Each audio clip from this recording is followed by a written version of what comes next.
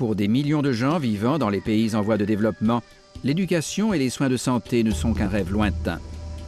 Même les services les plus élémentaires leur font défaut pour se connecter au monde moderne.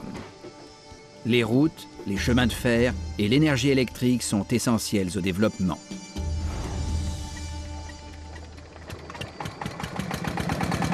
Depuis des millénaires, les Soudanais cultivent les ancestrales plaines inondables du Nil. Mais la majeure partie de cette population rurale n'a pas l'électricité. Rehab et sa sœur Nasrin viennent de commencer l'école. Sans électricité, comme des millions d'autres enfants en âge scolaire, elles ne pouvaient espérer ni une bonne éducation, ni les soins de santé les plus élémentaires. Mais approvisionner en électricité un pays de la taille du Soudan réclamait un gigantesque investissement. En 2002, le Fonds koweïtien a initialement engagé 100 millions de dollars dans le plan de construction gouvernementale du barrage hydroélectrique de Meroé. Ce qui est tout à fait unique dans la participation du Fonds koweïtien, c'est qu'en s'engageant très tôt, ils ont persuadé d'autres à se joindre au projet. Car faisant confiance au Fonds koweïtien, à ses systèmes, ses analyses, ses évaluations, tout le monde s'est alors trouvé bien plus incité à contribuer aux dons et au financement du projet. En 2008, le fonds a engagé 100 millions de dollars supplémentaires pour assurer le succès de ce projet de 2 milliards de dollars. Aujourd'hui, plus des 2 tiers du pays sont alimentés en électricité. Des routes et de nouveaux hôpitaux ont également été construits dans le cadre de ce projet. Et la journée n'a plus à s'arrêter au coucher du soleil.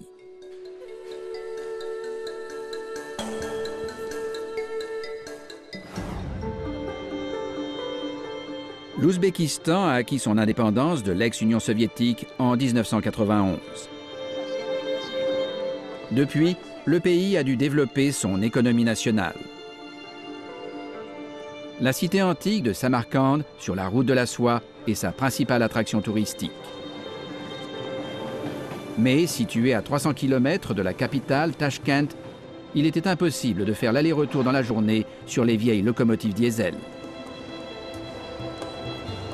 En 1997, le Fonds koweïtien a répondu à la requête d'électrification du système ferroviaire soumise par le gouvernement. Un an plus tard, les nouveaux trains faisaient le voyage de 300 km en 3 heures. Les produits frais provenant des régions rurales parviennent désormais rapidement aux citadins. Et à travers tout le pays, d'autres nouvelles lignes facilitent le commerce et établissent les bases de la croissance. Durant ces 20 dernières années, le Vietnam a réussi à réduire de plus de moitié le nombre de gens vivant en dessous du seuil de pauvreté. Mais beaucoup demeurent démunis et isolés dans des régions difficiles d'accès. Les enfants de l'école maternelle de Gudong, dans la province de Kon Tum, devaient faire chaque jour de longs trajets à pied. La vie du village était très difficile. Les paysans ne pouvaient pas vendre leurs produits à l'extérieur et les enfants ne pouvaient pas venir à l'école.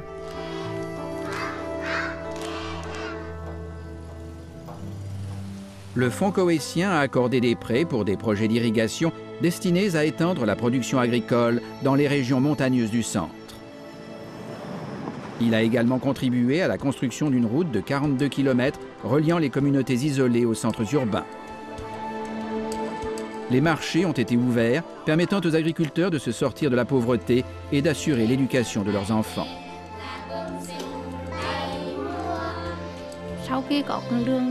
Avec la route, les parents ont pu bien plus facilement amener leurs enfants et aujourd'hui, ils viennent chaque jour à l'école.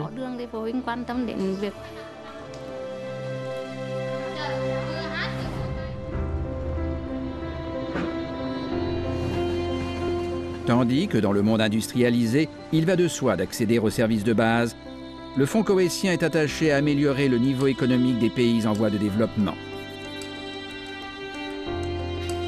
Le Fonds koweïtien, pour aider chacun à s'aider soi-même.